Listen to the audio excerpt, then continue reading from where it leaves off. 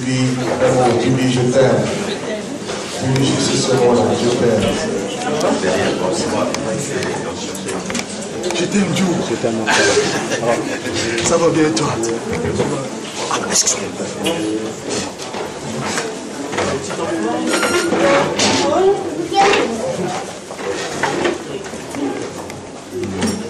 Gloire à Dieu, gloire à Dieu. Vous savez, salutation du pasteur principal de l'église. Ce pasteur principal s'appelle Jésus. Amen. Souverain berger. Alors, il nous salue tous. Je sais que dans sa présence, il ne retourne pas tel qu'on est venu. Amen.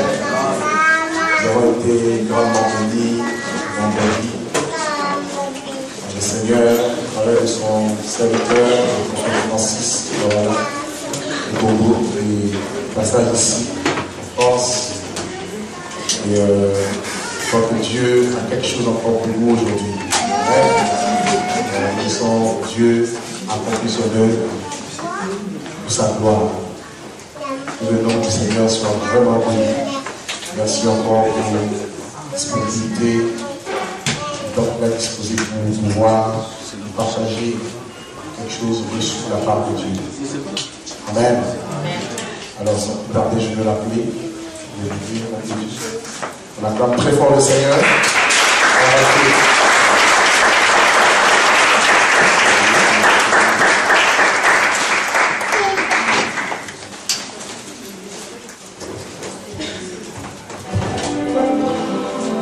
Est-ce que nous pouvons tous nous tenir debout, s'il vous plaît? Je vous le demande très respectueusement. Amen. Seigneur Tout-Puissant, ce matin, nous ne sommes pas venus faire la publicité d'un homme. Nous ne sommes pas venus montrer de quoi un homme est capable. Seigneur, ce matin, nous ne sommes pas venus vaincre ni convaincre les cœurs. Mais ce matin, nous sommes venus de salut. Que le Saint-Esprit ouvre les cœurs à Christ. Que le Saint-Esprit accomplisse le travail, son ministère. Éternel, notre Dieu, notre roi, Seigneur, ces hommes et ces femmes devant moi sont venus pour écouter ta parole au travers de ton serviteur. Qu'il te plaise, Dieu Tout-Puissant, de te glorifier encore une fois.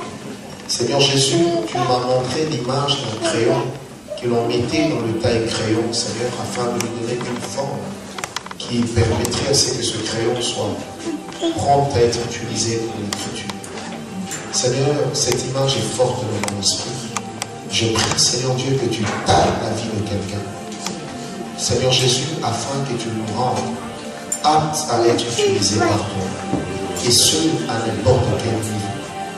Éternel Dieu, ce matin, je sens ta présence ici. Je sais que tu es là. Éternel, ce matin, en complicité avec les anges de Dieu, nous déclarons l'établissement de ton royaume dans ce lieu. Éternel, ce matin, en complicité avec les archanges de l'Éternel, nous disons que le trône de Dieu est avec nous. Seigneur, David a dit, je me presse d'aller dans la présence de Dieu, dans la maison de Dieu. Seigneur, ce matin, nous étions pressés d'arriver ici, parce que nous savions que tu étais déjà là. Oh Seigneur, merci pour ta présence. Éternel, merci pour ta présence. Dieu, merci pour une personne ici qui avait un début de problème de rate. Merci parce que tu es en train de guérir cette personne. Merci. Merci parce que tu es en train d'intervenir dans la vie de 3 couples en ce lieu. Merci parce que tu es en train de mettre dans le cœur une dame qui est ici, qui est âgée de 29 ans. Seigneur, le sens du pardon, tu es en train de mettre ça dans son cœur. En fait, c'est comme si tu es même en train de lui imposer le pardon, alors qu'elle ne pensait pas être capable de le faire. Mais tu me dis qu'elle le fera désormais. Seigneur Jésus, merci pour la vitesse que tu es en train de donner à cette église. Merci éternel Dieu pour la vision dans laquelle j'ai vu une poule qui était en train de faire sortir des pondres plusieurs œufs. Éternel, merci parce que tu me dis que la vitesse de la croissance de cette église sera extraordinaire. Éternel, Dieu merci parce que la prochaine fois que nous passerons par ici, eh bien, soit ils ne seront plus ici, soit ils auront deux cultes. Éternel, je le dis parce que je l'ai vu. Dieu de gloire, Dieu tout-puissant, merci éternel de donner la soumission à cette femme qui n'en a pas. Et merci de remplir d'amour le cœur de cet homme qui est sa propre femme. Éternel Dieu, merci pour la restauration des couples, car tu me dis que c'est une particularité que tu es en train de donner à cette église. Merci parce que tu le fais déjà. Oh, merci Seigneur Dieu, parce que les murs qui étaient fissurés dans les foyers, tu es en train, Dieu Tout-Puissant, de les rassembler. Père de gloire, Dieu Tout-Puissant, aucun renard ne passera par la brèche, parce que même la brèche n'existera plus. Ta parole dit de toi que tu es le réparateur des brèches. Seigneur, tu vas colmater les deux parties du mur afin de les réunir telle qu'aucune technologie ne puisse le faire. Oh Dieu, merci Seigneur Jésus parce que tu es en train de travailler. Quelqu'un qui se croyait condamné à échouer et qui s'était déjà déclaré quelqu'un d'échec. Seigneur, nous te bénissons parce que nous croyons, Seigneur Jésus, que la haine, la rancune ne sont plus une fatalité dans nos vies. Merci parce que nous savons que l'échec n'est plus une fatalité. Oh Dieu, merci parce que tu me montres que dans la vie de la plupart des personnes, tu es en train de mettre comme de dresser un mur vitré. Alors qu'on est en train de les maudire, ça ne peut plus les atteindre. Parce qu'il y a ce mur qui est devenu comme un rempart et qui empêche à ce que ces paroles traversent. Éternel Dieu, merci de bénir cet homme qui était traumatisé par les paroles de sa propre femme, qui a été repris par sa propre sœur. Seigneur, merci parce que Dieu, tu es en train de nous redonner la force et le courage.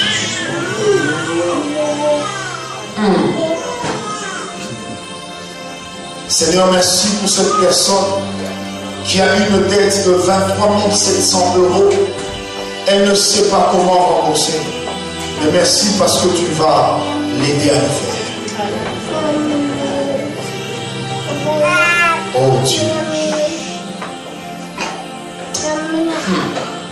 Merci pour cet homme de 41 ans qui est ici et qui avait envie de devenir indépendant dans son travail.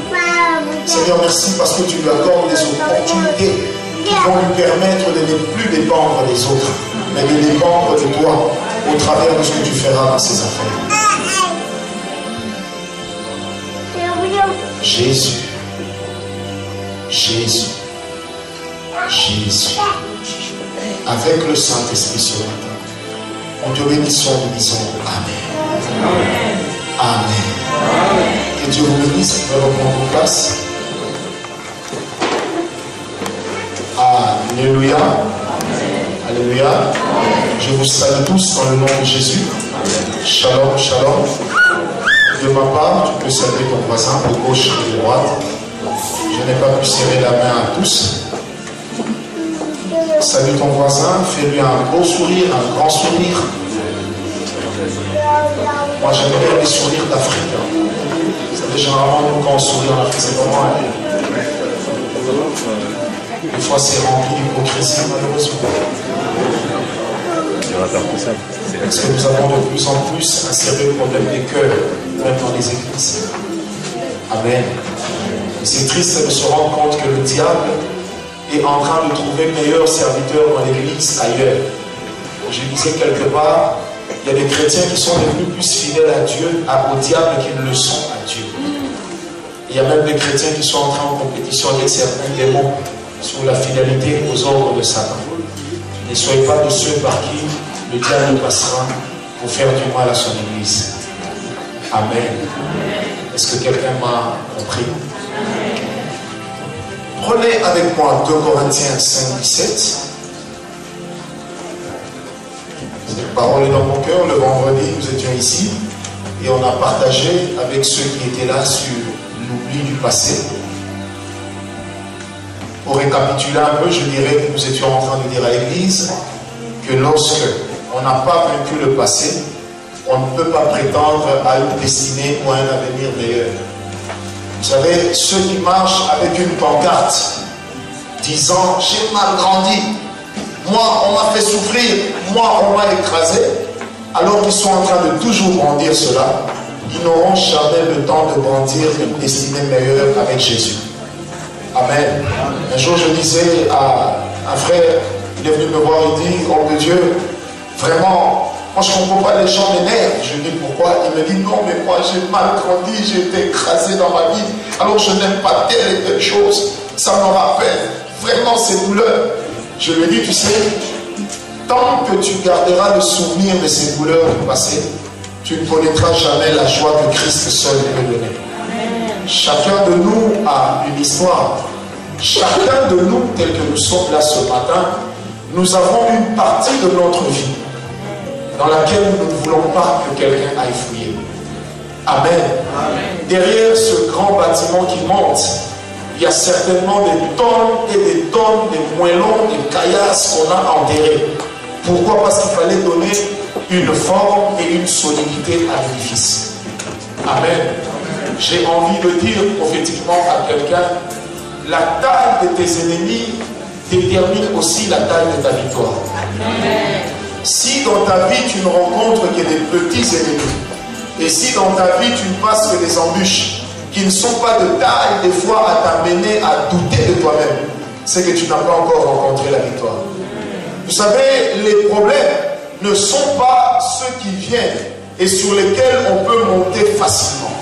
Mais les problèmes sont ceux qui, lorsqu'ils arrivent, ils peuvent vous faire douter de vous-même. Amen. Parce qu'en réalité, la foi ne peut venir que lorsque l'homme a atteint une limite. Lorsque l'homme n'a pas atteint une limite, il ne peut pas prétendre à la foi. Lorsque tu peux calculer ce qui arrivera demain, en réalité, tu as une provision, mais tu n'as pas la foi. Parce que celui qui a la foi, il ne calcule plus en fonction de ce qui est, mais il calcule en fonction de ce qu'il ne voit. Quelqu'un est avec moi? Amen. Alléluia. Amen. Je me mets à la place des animaux. Il voit David revenir avec de l'huile. David regarde les animaux certainement. Après avoir reçu l'huile d'onction sur sa tête, le premier peuple sur lequel il a régné, c'était les bêtes. Est-ce qu'on est avec moi? L'onction était sur sa tête pour faire de lui roi. Mais le premier peuple sur lequel il était devenu souverain dans les faits étaient les animaux de son père. Ça veut dire, le soir, quand il a quitté les animaux, il sentait l'odeur des animaux. Mais malgré l'odeur des animaux, la royauté était quand même là. Est-ce que quelqu'un est avec moi? Malgré les challenges par lesquels tu peux passer, j'aimerais dire à quelqu'un, ne permets jamais au diable de voler dans ta vie ce qui n'est pas encore arrivé à maturité. Dis à ton voisin que le diable ne vole pas ce qui est au début. Dis-le. Non, dis-le lui très bien. Alléluia. Je répète, ne permets jamais au diable de voler une chose qui n'est pas encore arrivée à maturité. Le diable ne peut jamais posséder la vision de quelqu'un. Mais le diable va contraindre l'homme à détruire sa propre vision. Est-ce que quelqu'un est avec moi? Le diable ne va jamais combattre la chose que Dieu nous a donnée. Lorsque quelqu'un dans l'église dit « je ne peux pas m'épanouir parce que je suis combattu », c'est qu'en réalité il n'a rien. L'onction de Dieu, les dons spirituels, la grâce de Dieu sont des choses qui se défendent elles-mêmes. Est-ce que quelqu'un est avec moi? Amen. Ceux qui n'ont que le langage, je suis combattu, on a peur de moi parce que j'ai des grâces, ce sont des enfants. Et Dieu ne traite pas avec des enfants. Est-ce que quelqu'un est avec moi? Un jour, je disais à quelqu'un à l'église, mais si tu crois que tu as le ministère, prends ta chair, établis-la dans la rue. Et en Afrique, nous avons un avantage. Au moindre bruit, les gens accourent. Parce qu'il y en a plusieurs qui n'ont rien à faire. Je dis, gagne les âmes, ramène-les à l'église, ça te donnera le poids dans la structure. Mais ne viens pas vouloir régner sur le travail que moi je suis en train de faire. Ah non, monsieur. Quelqu'un me comprend? Est-ce que quelqu'un t'apprend? Dis à ton voisin que le diable ne vole pas ce qui n'est pas encore arrivé à maturité.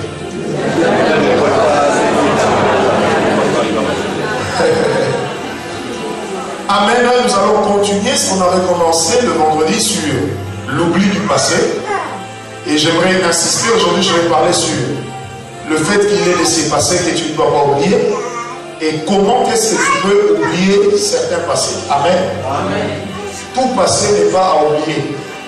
Parce qu'il y a des moments où le Seigneur va utiliser ton passé comme une ressource inépuisable. Il y a des moments où le Seigneur va utiliser ton passé pour te donner du tonus. Alléluia.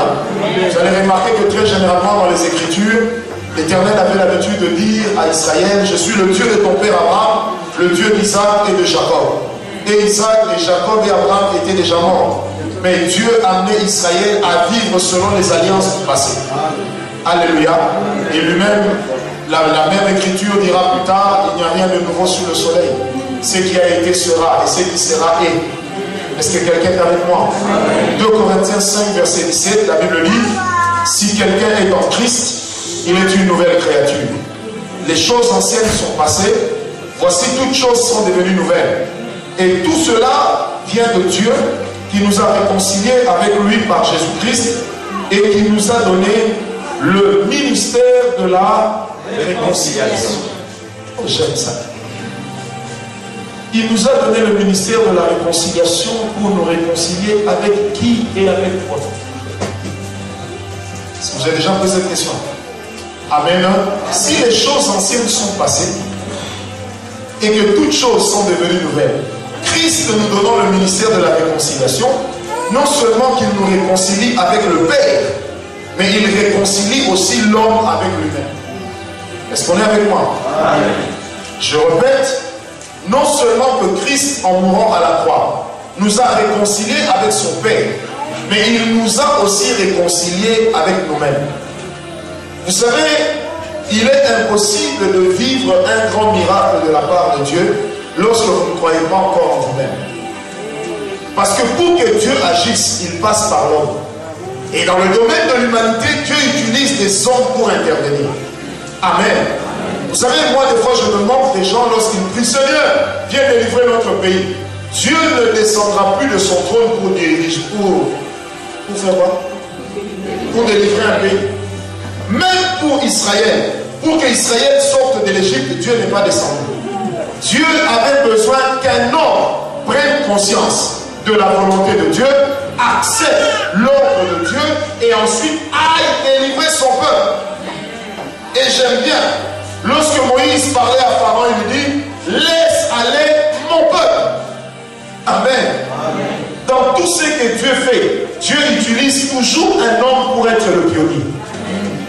Est-ce que quelqu'un est avec moi? Amen. Oh Seigneur, ce matin, que le pasteur disparaisse, toi-même parle-moi. Mes frères, si Dieu se tient ici, nous tous on va fuir. Est-ce que quelqu'un est avec moi? Amen. Dis à ton voisin bien, Dieu va passer par moi. Amen. Toi aussi, quand tu dis ça, il faut le dire avec fierté. Oh. Amen. Amen. Amen. Amen. Vous savez, le problème de l'homme n'est pas seulement d'être réconcilié avec Dieu, mais avec lui-même. Oh, pour que l'homme soit réconcilié avec lui-même, ça veut dire que l'homme doit déconsidérer un certain passé. Je l'ai dit ici vendredi, le diable ou même les autres frères et sœurs ne viendront que vous brandir le passé. Parce que le diable n'a jamais brandi à quelqu'un son avenir. Il ne peut que te rappeler d'où tu viens. Mais Dieu va te rappeler où tu vas. Amen. Amen. Amen. Le jour où Dieu te posera la question d'où tu viens, la prochaine question qu'il posera sera où vas-tu? Et il a posé la question à Abraham, d'où viens-tu et où vas-tu? Si Dieu s'arrête à te poser la question d'où tu viens, c'est qu'en réalité tu n'es déjà nulle part. Amen. Amen. Est-ce qu'on me comprend? Dieu veut qu'on se réconcilie avec nous-mêmes. Vous savez, il y a un potentiel en chacun de nous. Parce que je crois que ce n'est pas en vain que nous existons. Nous ne sommes pas nés par le simple fait que nos parents l'ont voulu. Mais nous sommes d'abord nés parce que Dieu l'a voulu. Et je disais à quelqu'un, peu importe comment je suis venu au monde, peu importe par qui je suis venu au monde, mais je sais que je ne suis pas le fruit de mes parents, je suis le fruit de mon Dieu. Et ma vie ne peut pas dépendre de ce qui a gouverné mes parents, parce que je ne suis ni mon père ni ma mère. Ah non, j'appartiens à Jésus. Et la vie à laquelle je prétends, c'est la vie que Jésus m'a donnée. Alléluia. Est-ce que quelqu'un est avec moi? Je ne vis pas pour accomplir les rêves de mon père. Lorsque je voulais servir Dieu, mon propre père m'a dit, mais monsieur, vous allez saper votre intelligence en allant servir Dieu. Moi, je vous verrai bien en train de faire le droit ou les lettres. Je lui ai dit, ça, ce sont tes rêves, monsieur. J'ai dit, papa, tu dois comprendre que j'ai grandi. Toi et moi, nous sommes deux entités différentes. Il me dit comment? J'ai dit, moi je suis une entité sur laquelle Dieu règne. Et j'ai souscrit à cela. Vous savez, quand Dieu ne vous a pas encore volé votre rêve, c'est que vous dormez encore. On ne peut pas réussir avec Dieu lorsque Dieu ne vous a pas encore volé vos rêves. Chacun de nous avait un rêve. Mon rêve en arrivant à Paris était peut-être d'être reçu par Hollande. Mais je suis devant vous en train de vous parler de la part de Dieu. Donc Dieu m'a volé mon rêve. Amen. Est-ce que quelqu'un est avec moi? Si quelqu'un est en Christ, les choses anciennes sont passées. Voici, toutes choses sont devenues nouvelles. Nous lisons cette parole, mais la vérité, en regardant dans nos propres vies, nous sommes en train de nous rendre compte que cette parole ne s'accomplit pas toujours. On a l'impression que nous sommes convertis, malgré notre conversion. La maladie est encore là. Les problèmes sont devenus encore plus graves et plus récurrents. Comme me disait quelqu'un, toi tu veux que je me convertisse et c'est toi qui vas nourrir ma femme et mes enfants. Je lui ai dit, mais c'est quoi le rapport? Il dit, moi je vole dans les banques. Donc si je me convertis, garantis-moi que ton Dieu va nourrir ma femme et mes enfants. Est-ce que quelqu'un est avec moi? Amen. Si quelqu'un est en Christ, les choses anciennes sont passées. Tu dois refuser les choses anciennes parce qu'elles ont pour objet de condamner ton avenir. Amen. N'évolue pas dans ta vie qu'avec des rétroviseurs, mais évolue avec le pare-brise. Parce que les rétroviseurs te diront, Douglas, rappelle-toi quand on était petit, tu avais volé mon père à l'école. Toi vraiment pasteur. Quelqu'un est avec moi? Ah oui, même moi qui vous parle, il y a des gens quand ils me voient, ils disent, si toi tu es devenu prédicateur, c'est que moi je suis lié. Je dis pourquoi? Un homme m'a dit, tu sais, toi il me dit pas tu étais, il me dit, tu es l'image de la personnification de la farce. Et je lui ai répondu, je ne le suis plus, parce que Dieu m'a racheté. Vous savez, quand quelqu'un vous brandit le passé, dites-lui non. Amen. Amen. Quand quelqu'un veut vous ramener dans le passé, dites-lui non. Quelles sont les choses qui peuvent détruire votre passé? C'est là que nous allons commencer notre enseignement. Amen. Amen. Comprenez-moi, moi je parle comme ça. Alléluia. Amen. On va prendre quelques références bibliques. Deutéronome 7, versets 18 à 19. Deutéronome 7, versets 18 à 19. La Bible dit, n'aie pas peur d'elle, mais souviens-toi de ce que l'Éternel, ton Dieu, a fait subir à Pharaon et à toute l'Égypte. Amen. La première des choses qui permet à l'homme de vaincre le mauvais passé, c'est le souvenir de ce que Dieu a fait dans le passé. Quelqu'un est avec moi? Premièrement, la première des choses qui permet à l'homme de vaincre le passé, le mauvais passé, c'est d'abord de rappeler le souvenir de ce que Dieu a réalisé comme exploit dans le passé. Amen. Quelqu'un disait, lorsque je suis abattu et que je suis incapable de croire en quelque chose, le fait seulement de savoir que Dieu a eu à vaincre Pharaon qui était un Dieu, que Dieu a eu à vaincre l'armée dépasser ce qu'il est encore capable de le faire. Alléluia. Un jour, quelqu'un m'a dit, toi tu crois que Dieu va encore faire ça? Ça faisait partie du Nouveau Testament. Je voudrais dire à quelqu'un ce matin, le Dieu que nous prions n'est pas le jumeau de celui qui avait délivré Israël. L'esprit avec lequel nous marchons n'est pas le jumeau de celui de la création. C'est le même esprit. Lorsqu'on a posé la question à Dieu par Moïse, quel est ton nom? Il dit, mon nom c'est je suis. Oh, je suis ne peut pas être un nom. En réalité, moi je suis. Toi, ajoute ce que tu veux que je sois. Amen. Si j'ai besoin d'une délivrance, je dirais, le Dieu que je sais s'appelle je suis le délivreur. Amen. Si j'ai besoin d'une consolation, je dirais, le Dieu que je prie et je suis le consolateur. Ça veut dire que Dieu conjugue son nom au présent. Est-ce qu'on m'a compris? Dieu conjugue son nom au présent. Les exploits qu'il a fait dans le passé doivent nous servir de soubassement à ce qu'il fait. J'aimerais dire à quelqu'un que même lorsque David est arrivé devant Saül, en voyant Goliath, il n'a pas rappelé à Goliath, à David, à Saül, pardon, que j'ai déjà vaincu des hommes. Et il a dit à Goliath, à David, à Saül, j'ai déjà vaincu le lion et l'ours. En fait, David voulait dire à Saül, même toi qui es roi, si le lion apparaît, si tu vas fuir. Oh, moi, j'ai déjà vaincu. Quand Saül a entendu ça, il pose la question, de qui est-il fils? Il pose la question sur l'origine.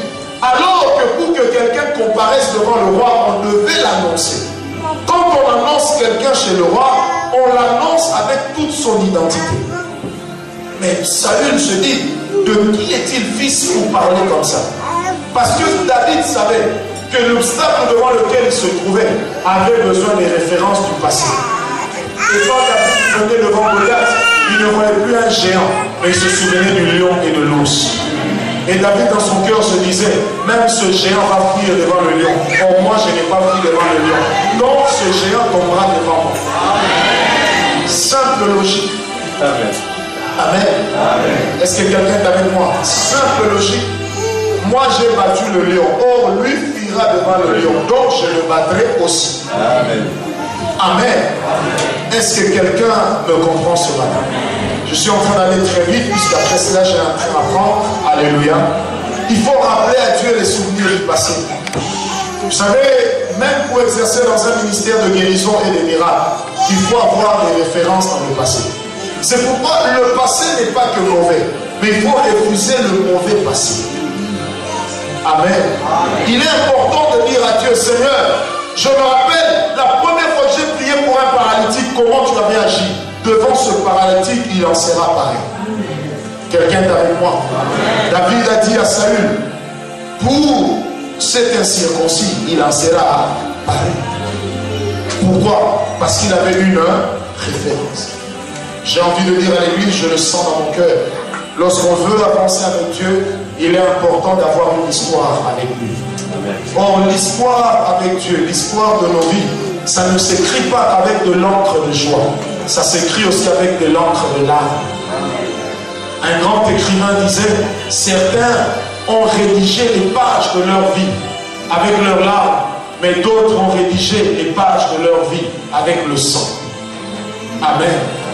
Vous pourrez effacer l'encre en utilisant de l'encre correcteur, mais vous n'allez jamais effacer le sang. Parce que même en l'effaçant sur le papier, le sang parlera, les traces d'où elles sont sorties resteront. Amen. Paul disait, j'ai reçu les Juifs plus de 5 fois, 40 coups moins 1. Je porte sur mon corps les marques de mon apostolat. En fait, Paul voulait dire, même si vous doutez de moi, lorsque je regarde mes genoux, je vois comment c'est noir. Lorsque je regarde mes coudes, je vois comment c'est sombre. Je me rappelle que je ne suis pas né comme ça. Mais c'est à force de prière. Il disait, quelque part, ma salive est tombée, mes larmes ont coulé, mon sang a été versé. Pourquoi? Parce que j'écrivais une histoire avec Dieu. Alléluia. Celui qui n'a pas d'histoire avec Dieu ne peut pas comprendre ce que je suis en train de dire. Or, vous savez, j'aime bien le dire, on peut être en beau costume, mais des fois les gens ne savent pas ce qui se cache derrière. Des fois, il y a des cœurs meurtris. Comme je disais à quelqu'un, ne crois pas que tu détiens le monopole des blessures intérieures. Donc s'il faut brandir les blessures, je le dis, tu seras peut-être étonné, j'en ai plus que toi. Mais s'il faut aussi brandir l'espoir sur l'avenir, je le dis là, je prétends déjà en avoir plus que toi. Pourquoi? Parce que je crois que d'où je viens qualifie aussi où je vais. Amen. Il faut se rappeler des exploits du passé. Amen. Dis à ton voisin, rappelle-toi de ce que Dieu a déjà fait dans le passé. Rappelle-toi de ce que Dieu a déjà fait dans le passé. Non, dis-le-lui très bien. Rappelle-toi de ce que Dieu a déjà fait. Lorsque tu rappelles à Dieu ce qu'il a déjà fait dans le passé, en fait, tu es en train de ramener Dieu à sa propre parole. Tu peux le lui rappeler sur ta propre vie. Mais si tu manques des références dans le passé, tu peux emprunter les références des gens de la Bible. Tu peux dire, j'ai déjà lu que dans telle situation, Dieu a fait telle chose pour telle personne. Or, cette personne-là et moi, nous avons tous le sang rouge. Blanc comme noir, gris comme mauve, bleu comme vert. Nous avons tous le sang rouge. Et ce que Dieu a déjà fait avec un tel, il peut aussi le faire avec nous. Vous savez, il faut avoir une fausse humilité dans la vie avec Dieu. Une fausse modestie. Ce que Dieu a fait, il le fera. Je ne suis pas moins que celui que Dieu a déjà utilisé. Dis à ton voisin, j'ai aussi de la valeur. Non, dis-le lui très bien, j'ai aussi. Ah oui, hein, j'ai de la valeur. Je ne suis pas n'importe qui. Même le jour où on m'enterrera, je crois qu'il y a quand même quelqu'un qui viendra avec une gerbe de fleurs pour dire, tu nous as été cher. Donc j'avais quand même de la valeur pour quelqu'un. Et le fait de savoir que j'ai de la valeur pour Dieu, ça me donne la force d'esprit. Amen. Rappelle-toi de ce que Dieu a déjà fait dans le passé. Note-le quelque part. Combien de fois Dieu t'a sorti de la pauvreté? Combien de fois Dieu t'a sorti de la sécheresse? Combien de fois Dieu t'a sorti du divorce? Combien de fois Dieu t'a sorti de la maladie? Pour toutes ces fois-là, dis à Dieu, une fois de plus, je sais que tu agiras. Amen. La deuxième des choses, j'avance vraiment très vite, qui nous permet d'oublier le passé, c'est de rappeler à Dieu le souvenir de nos offrandes. Je sais que les gens n'aiment pas trop qu'on parle d'argent, mais ils aiment bien en avoir. C'est bizarre. C'est de rappeler à Dieu le souvenir de nos offrandes. Amen. J'aimerais qu'on prenne le psaume 20, verset 4. La Bible dit qu'il se souvienne de toutes tes offrandes et qu'il accepte tes holocaustes. Je reprends. Qu'il se souvienne. Psaume 20, le verset 4. Qu'il se souvienne de toutes tes offrandes et qu'il accepte tes holocaustes. Amen. Ésaïe 1, verset 13. Ésaïe 1. Vous savez, quand je parle d'Ésaïe, j'ai toujours l'impression que je parle d'un oncle. Je crois qu'on est de la même famille. Et s'il vous plaît, gardez ça, c'est juste entre nous. Amen. Ésaïe 1, verset 13. La Bible dit, cessez d'apporter des offrandes illusoires. J'ai horreur de l'encens des débuts de mois, des sabbats et des convocations réunions, et je ne supporte pas de voir l'injustice associée aux célébrations. Mais le psaume 20, verset 4 dit qu'il se souvienne de toutes tes offrandes. Vous savez, je me rappelle un jour, on devait prier pour une personne. Elle est venue nous dire, non, priez pour moi, je suis sur une affaire. Et patati et patatra, on l'a bien écouté. Et j'ai entendu une voix dans mon cœur qui me posait la question, dis-lui, quand je lui avais donné l'argent dans le passé, qu'est-ce qu'il en a fait? J'ai dit, Dieu me dit de te dire, il t'avait déjà donné l'argent dans le passé. Qu'est-ce que tu en as fait? À peine il réfléchit, je reçois une autre parole. Je lui pose la question, tu avais donné à Dieu combien pour que lui te donne quelque chose? Et vous savez, la parole qui était sortie était très dure. Je le regarde dans les yeux, je dis, Dieu m'a dit de te dire qu'il ne te doit rien. Il dit, homme de Dieu, prions. Je lui dis, celui qui exauce la prière me dit qu'il ne doit rien. Tu veux que je fasse quoi? Est-ce que quelqu'un est avec moi? Chaque offrande que nous apportons avec notre cœur dans la présence de Dieu devient un témoignage qui parlera pour nous demain. Quelqu'un est avec moi? Je répète, chaque offrande que nous apportons dans le panier des offrandes, avec notre cœur. Vous savez, il ne faut jamais apporter une offrande en murmurant. Mais il faut apporter une offrande qui parle devant Dieu. Ce n'est pas la taille ou la quantité de l'offrande qui parle, mais c'est le cœur avec lequel on offre à Dieu. Quelqu'un me comprend? Frère, il est important lorsque vous priez de dire à Dieu, Seigneur, je suis vraiment dans le chômage, mais souviens-toi que quand j'ai l'argent, je fais toujours telle chose pour ton œuvre. Quelqu'un est avec moi? Amen. À l'église, je leur ai appris à faire une chose. Je leur ai dit, à chaque fois que vous apportez votre offrande, ne la rendez pas silencieuse. Parlez. Dites à Dieu, Seigneur, tu vois mon offrande, c'est tout ce que j'ai. Seigneur, m'aime toi-même. Vraiment, quand je te donne ça, toi, tu ne vas rien me donner. Quelqu'un me comprend? On était à une veillée vendredi, juste après ici.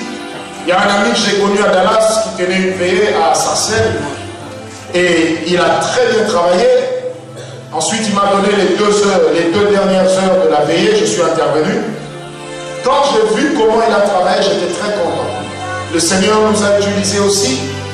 À la fin, j'ai dit à tout le monde qui était là, vous savez, nous allons donner une offrande.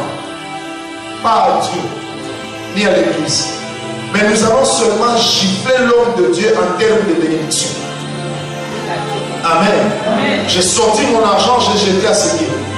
Mais en fait, en le faisant, je disais à Dieu, la grâce dans laquelle il a travaillé, je n'achète pas ça parce qu'on n'achète pas la grâce. Mais à cause de mon offrande, Seigneur, que ça parle aussi pour moi. Est-ce que quelqu'un me comprend? Dis à ton voisin, le jour où tu comprendras que ton offrande parle pour toi, tu vas changer ta manière de vivre. Quand tu viens jeter des pièces dans le panier des offrandes, ça fait trop de bruit. Moi, j'ai toujours dit, si Dieu doit multiplier tes avoirs par 1000 en tenant compte de tes offrandes, pour toi qui donnes 20 centimes, tu en as combien? Après, tu vas traiter ceux qui ont réussi d'être les sollicités. Parce qu'il y a des secrets avec Dieu qu'il faut comprendre. Que Dieu se rappelle, je parle ce soir, que Dieu se rappelle des offrandes de quelqu'un. Que Dieu se rappelle du sacrifice de quelqu'un. Que Dieu se rappelle des holocaustes que tu avais mis sur la table. Que Dieu se rappelle de tout ce que tu as déjà eu à subir pour lui. Quelqu'un est avec moi? Dans les offrandes, il n'y a pas que l'argent qu'on a apporté. Mais dans les offrandes, il y a aussi l'humiliation que nous avons acceptée. Parce que nous avons dit, Seigneur, je t'offre mes larmes. Même si je bâtis avec larmes, je le fais parce que je sais que tu entends mes prières. Il est important de dire à Dieu, Seigneur, souviens-toi que ce jour-là, quand tout le monde avait fui, moi j'étais resté pour annoncer ta parole. Seigneur, ce jour-là, quand personne ne voulait soutenir l'église, moi j'étais là pour dire, je soutiendrai cette église. Et j'aimerais dire encore à quelqu'un ce matin, aucune offrande ne peut rester bouche béante devant Dieu. Toute offrande parle devant Dieu. Amen. Amen. Moi je suis contre ceux qui vendent la bénédiction puisqu'elle ne vient pas de nous, elle vient de Dieu. Mais j'aime dans les assemblées de Dieu des personnes qui comprennent que si je me dépouille pour Dieu, Dieu va aussi se dépouiller pour moi. Quelqu'un est avec moi? Amen. Je parle des choses desquelles nous vivons. Nous avons l'habitude, mon épouse et moi, quand nous sommes bénis, nous disons, enlevons la dîme. Et puis après on se dit toujours, mais tout le monde paye la dîme. Nous on ne peut pas avoir la bénédiction de tout le monde. Donc on doit toujours aller au-delà. Pourquoi? Parce que nous sommes assoiffés de voir Dieu faire. Nos factures, notre charge, ce sont des choses qui finissent par prendre la place de Dieu. Et on calcule, Seigneur, je ne touche pas assez, je ne peux pas te donner beaucoup. Frère, un jour dis à Dieu, je te donnerai beaucoup et je verrai si vraiment tu es Dieu. Vous savez, Dieu c'est comme un être qui n'aime pas être dérangé. Et quand il est dérangé, il va chercher à ce que sa réputation soit sauvée.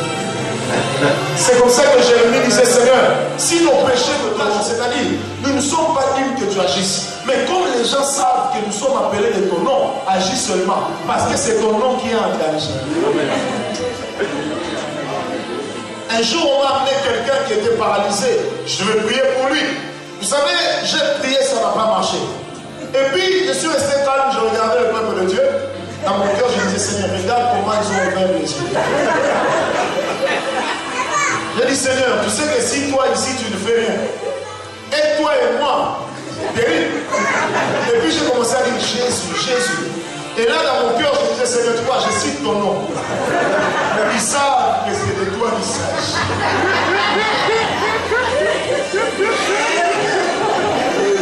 Est-ce que quelqu'un est avec moi? Je dis Jésus, Jésus, Jésus. Oh Jésus. Dans mon cœur, je disais, Seigneur. Vous savez, dans un match de football, c'est un peu comme si vous êtes dans le petit carré, dans le dernier carré. Et puis vous courez, on vous fait une passe, vous avez la balle en main. Mais vous n'êtes pas gardé. Vous êtes le dernier défenseur, vous avez la balle en main. Et puis l'arbitre est en face de vous.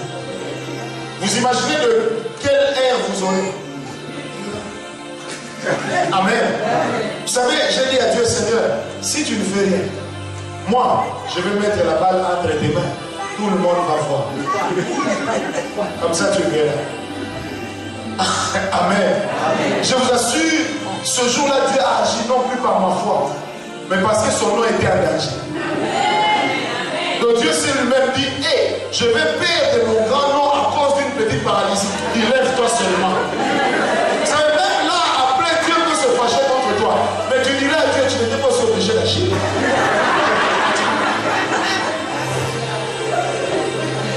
Est-ce que quelqu'un me comprend? Parce que la force de la prière, c'est aussi dans l'argumentaire. Ah oui, vrai ou faux? Moi, je dirais à Dieu, mais Seigneur, je ne t'avais pas force. Toi, tu es mieux. Est-ce que moi, je peux vraiment te prendre de force, toi aussi? Il y a des gens qui ont parlé comme ça, tu es dans la Bible comme Moïse. Abraham a dit, Seigneur, toi aussi. Si vraiment tu trouves 5 justes, tu peux vraiment les tuer? Vous savez, Dieu lui-même s'est dit juste. Moi, justice.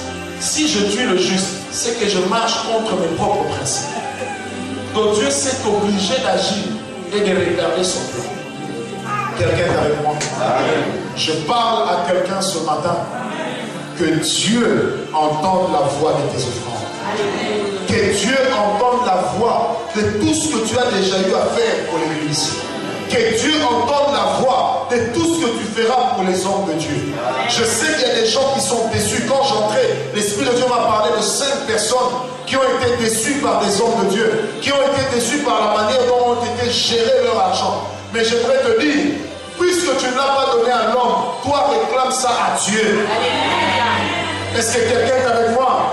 Il y a des gens ce matin, le Seigneur va remuer leur grenier, le Seigneur va remuer le panier des offrandes qu'il a dans sa présence.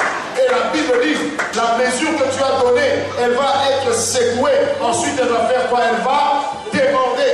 Mais s'il n'y a aucune mesure dedans, qu'est-ce qui va déborder? L'air. Et si c'est l'air qui déborde, le problème c'est quoi? Tu risques d'avoir des ballonnements de ventre. Tu as l'impression d'être rassasié, mais en réalité tu es plein d'envie. Quelqu'un peut me donner un amen? Alléluia. Amen. Je n'aimerais pas que ma vie soit remplie d'envie, mais j'aimerais que ma vie soit remplie de souvenirs. Que ma vie soit remplie de ce que j'ai fait avec Dieu. On avait une parcelle, une seule avec mon épouse. Un jour on devait acheter les instruments de l'église. Je me suis déplacé, j'ai dit à ma femme, on le fasse ou pas? Elle me dit, fais-le.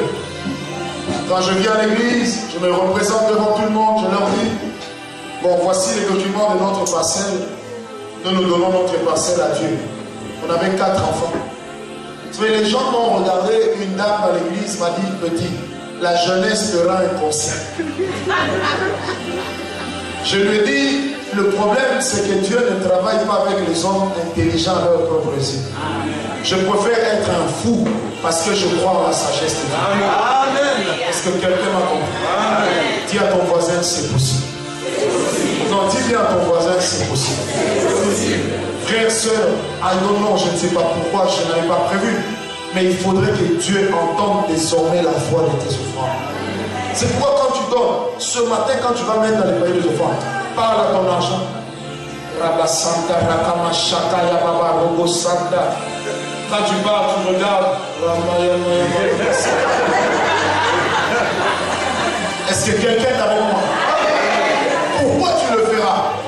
Parce qu'en réalité, le monde est un challenge. La vie est un challenge. Et il est important de faire des choses pour être les premiers. Pas pour prouver aux autres, mais pour trouver sa propre vision. Car la course de l'homme, c'est toujours par rapport à sa vision. Est-ce que quelqu'un peut me donner un amen? Très bien.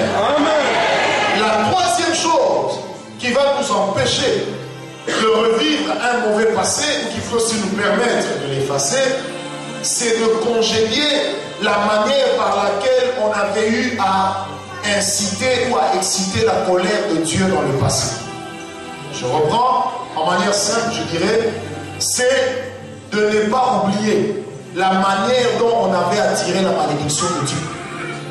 Vous savez, des fois quand nous sommes pardonnés, nous avons l'impression que Dieu est un vieux fatigué assis sur son fauteuil avec une longue barbe comme ce monsieur-là, qu'on appelait, quand on était petit à Kinshasa, on l'appelait, je passe à Saint-Omer. Hein?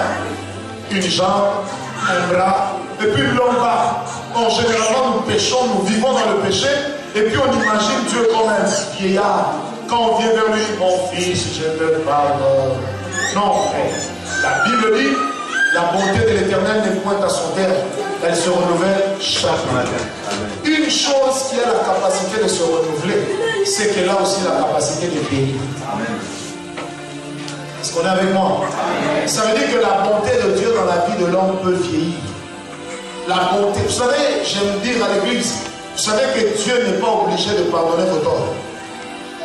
Dieu n'est même pas obligé de vous bénir. Même si je dis, Seigneur, si tu n'agis pas, tu n'es pas Dieu. Même s'il n'agit pas, il restera Dieu. Est-ce qu'on me comprend?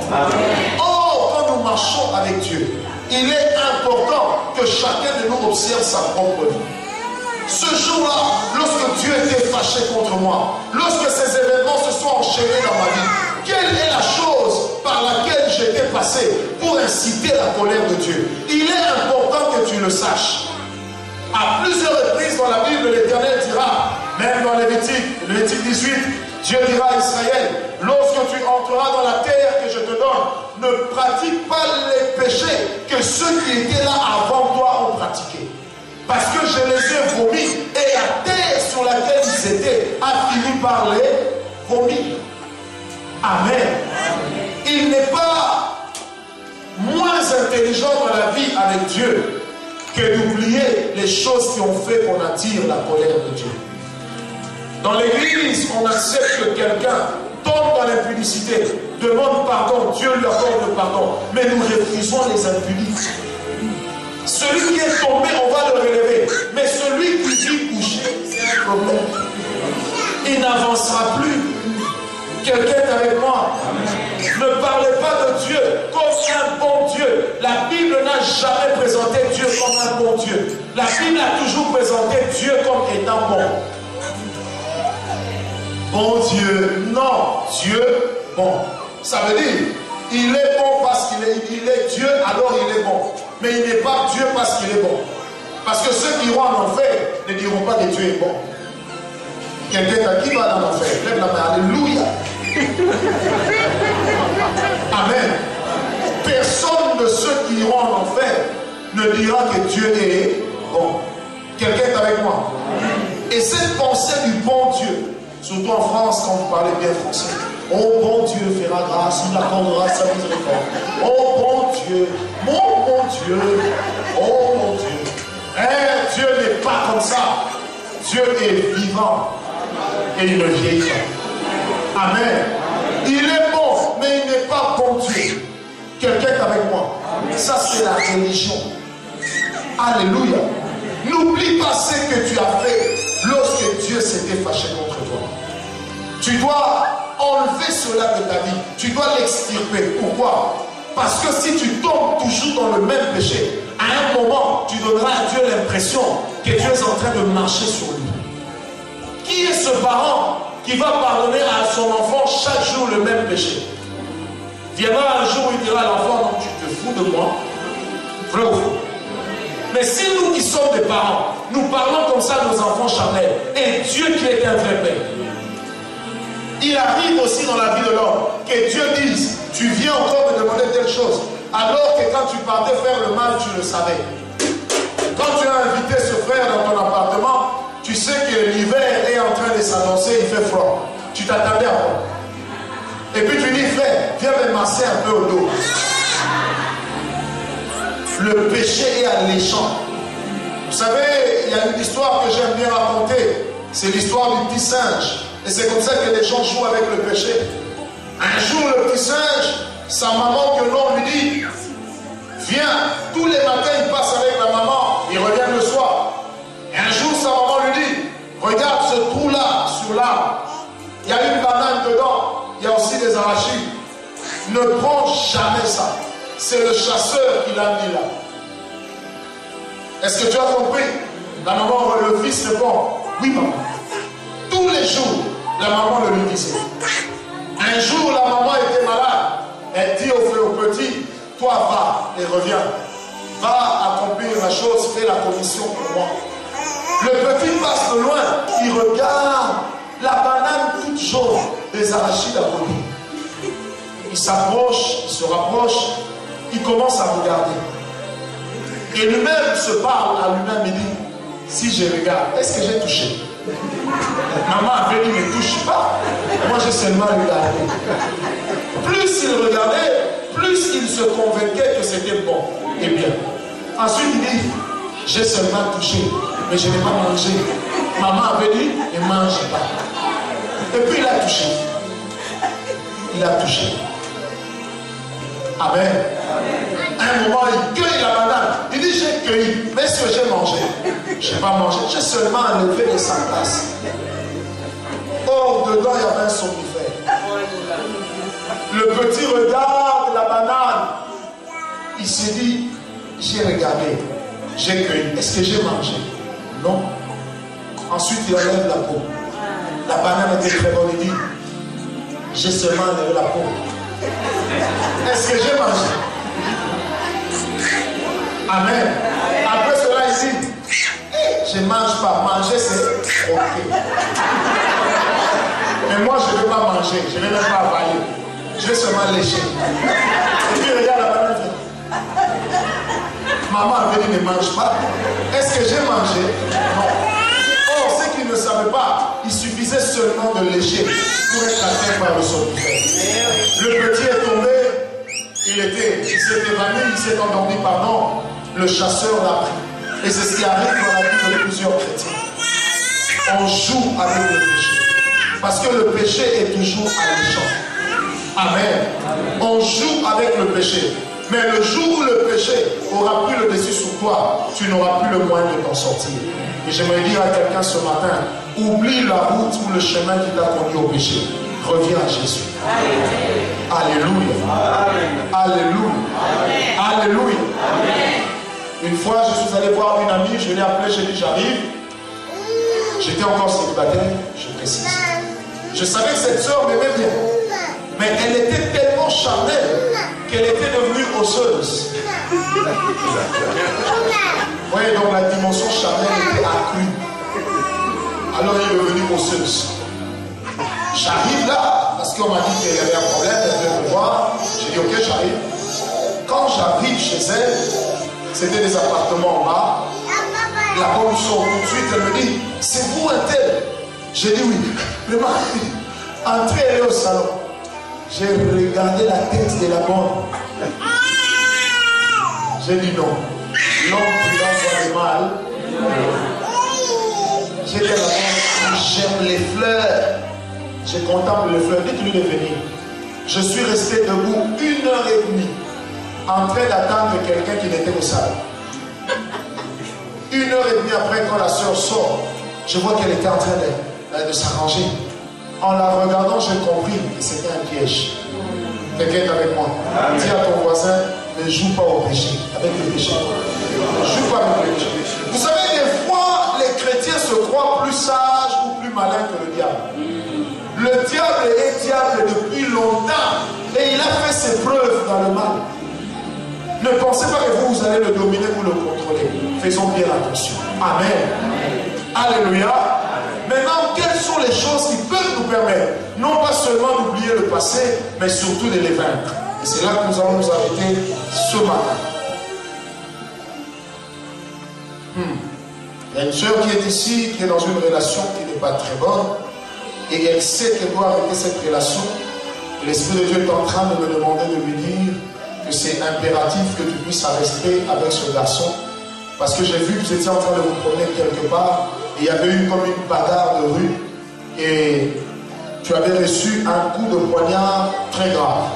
Et le Seigneur est en train de me dire cette pensée que tu as depuis jeudi d'arrêter avec ce garçon vient en réalité de lui-même.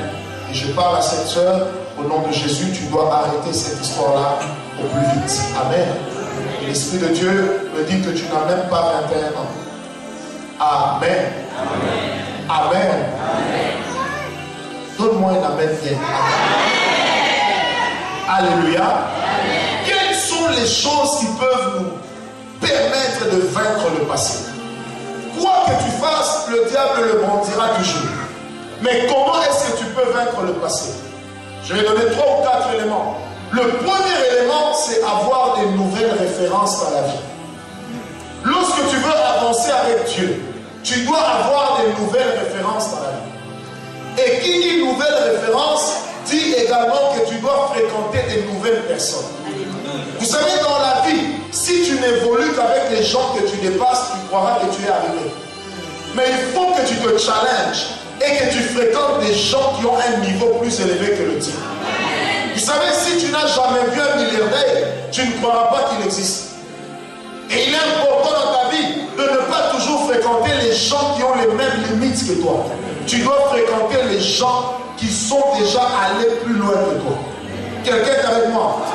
Même dans la vie du ministère, ne fréquente pas que les gens qui sont comme toi. Parce que les gens qui sont comme toi, à un moment, ils vont te dire, hey, on vient de loin, ça veut dire reposons-nous un peu.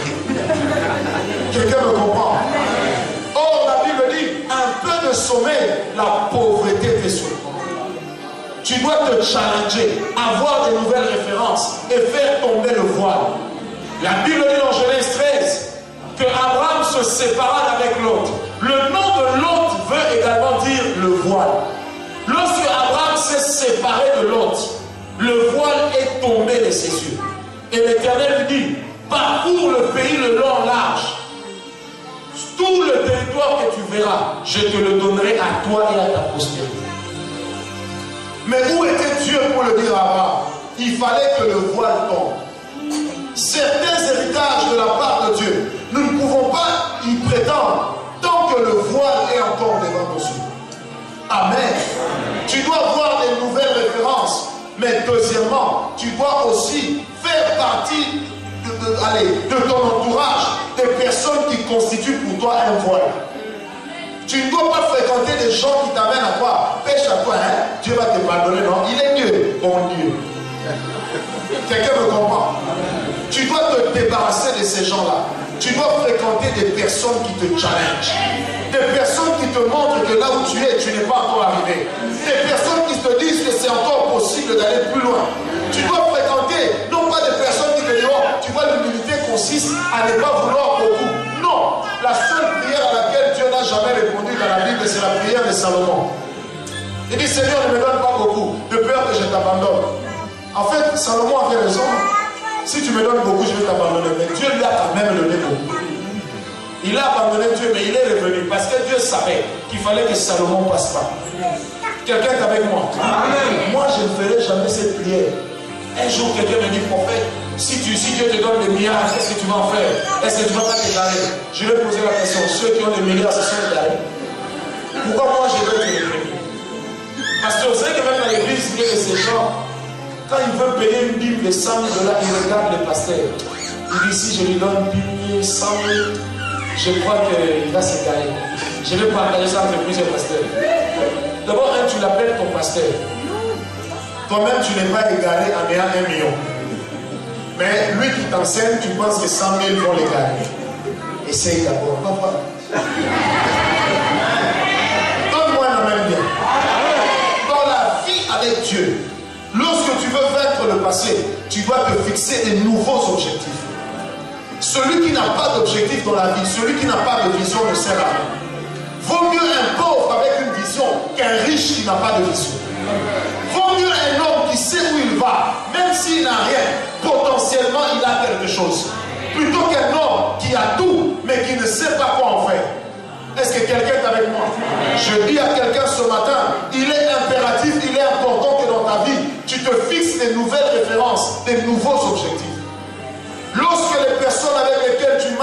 conviennent plus, sépare-toi d'avec elles. Poursuis l'excellence. La Bible dit tout don parfait vient de Père de lumière et toute grâce excellente vient de Père de lumière, en qui il n'y a ni changement ni ombre de variation. Ça veut dire qu'il y a aussi des grâces qui ne sont pas excellentes. Il y a aussi des dons qui ne sont pas parfaits. Mais c'est quand même un don. Moi je disais à Dieu, Seigneur, si tu veux que j'arrête mes études pour te servir, en tout cas tu dois m'assurer que tu n'agiras pas avec moi comme ceux que je crois. Pourquoi? Parce que j'avais besoin d'une garantie de vie. Amen. Tu dois avoir des références avec Dieu. Et tu dois avoir un esprit têtu. Un esprit qui croit que là où tu es arrivé est une preuve qu'il existe encore autre chose. Amen. À chaque fois qu'il y a un mur, ça veut dire que derrière ce mur, il y a encore quelque chose. À chaque fois que tu vas croiser un arbre, ça veut dire que derrière cet arbre, il y a peut-être un village, il y a peut-être un pays, il y a peut-être une nation. Mais les limites que tu connais dans ta vie ne sont pas les limites que Dieu a fixées pour toi. Quelqu'un est avec moi. Là où je me trouve limité, j'implorerai Dieu en disant, Seigneur, aide-moi à aller au-delà. Je suis en train de t'enseigner le refus de la contentologie. La contentologie est une science qui étudie l'art d'être content de là où on est. Est-ce que quelqu'un me comprend? Frère, avec Dieu, tu dois être un éternel insatisfait. Seigneur, j'arrêterai de croire au lendemain que le jour où je perdrai mon souffle. Parce que même quand tu seras en train de m'enlever, je croirai encore au ciel. Quelqu'un est avec moi?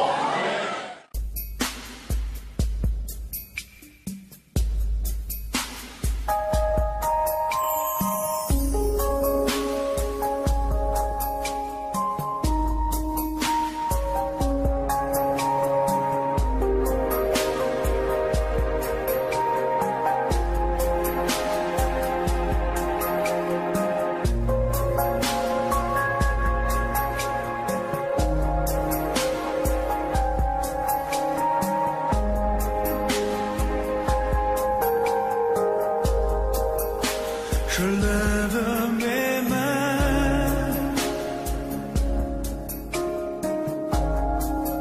même si je n'ai plus de force. Je lève mes mains, même si j'ai des